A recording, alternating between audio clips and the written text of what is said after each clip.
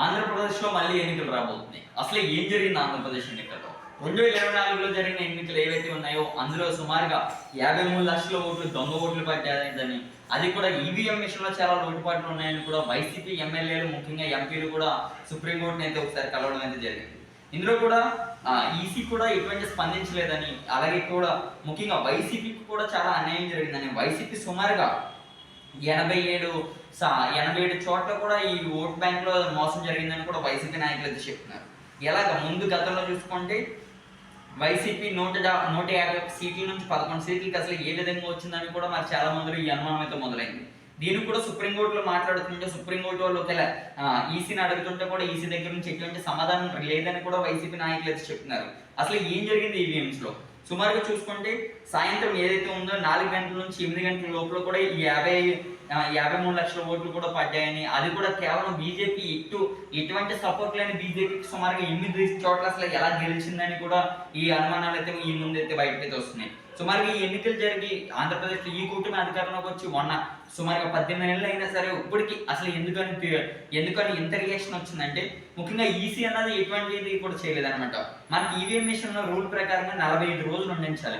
ఏదైనా సరే ఎక్కడైనా సరే ఒకవేళ ఎన్నికలు జరిగిన తర్వాత 48 రోజుల పాటు ఈవీఎం మిషన్ లో ఓట్లు అయితే ఉండాలి. కానీ ఆంధ్రప్రదేశ్లో కేవలం వారం రోజుల్లోనే ఆంధ్రప్రదేశ్లో ఈ ఈవీఎంని రద్దు చేశారని కూడా మరి ఇక్కడ ఈసీ మీద ఆరోపణ కూడా వినిపిస్తుంది, ముఖ్యంగా వైఎస్ఆర్సీపీ కార్యకర్తలు. అసలు ఏం జరిగింది వీటిలో ప్రకారంగా వస్తే నిజంగానే ఈవీఎంలో నిజంగానే మోసం జరిగిందని చెప్పుకోవచ్చు.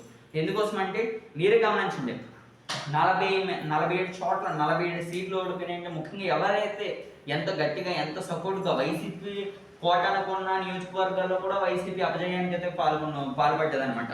ఎందుకోసమంటే అక్కడ తప్పనిసరిగా వైసీపీ గెలుస్తుంది అన్న దిక్కులో కూడా వైసీపీ ఓటమి అయితే మనకైతే కనిపిస్తుంది.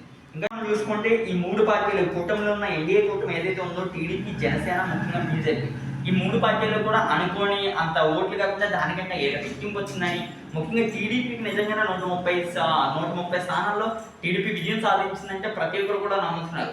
ఎందుకోసమంటే టీడీపీ పార్టీ గత 40 సంవత్సరాల నుంచి కూడా ఆంధ్రప్రదేశ్లో ఉంది. అలాగే బీజేపీ విషయానికి వస్తే బీజేపీ పార్టీ ఉన్నా సరే ఆంధ్రప్రదేశ్లో ఎటువంటి ఓట్ బ్యాంక్ లేదన్న విషయం కూడా ప్రతి ఒక్కరికి తెలిసిందే.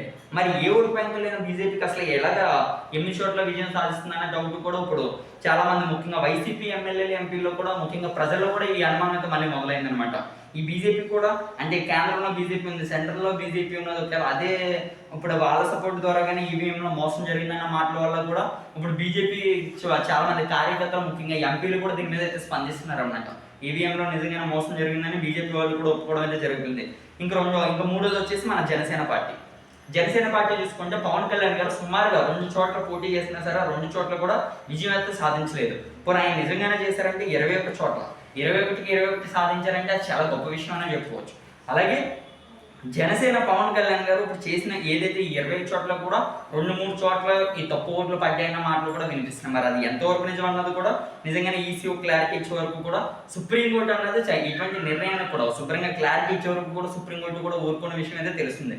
ఇంకా చూసుకుంటే ఇవి ఏవైతే 11 సీట్లకు ఉన్న వైసీపీ పార్టీ విషయానికి వస్తే 11 సీట్లు కన్నా సరే ఇప్పుడు వాళ్ళ అంచనా ప్రకారంగా సుమారుగా 85 చోట్ల అయితే వైసీపీ పార్టీ బలగుద్దు వస్తుందన్న మాటలైతే వస్తుంది.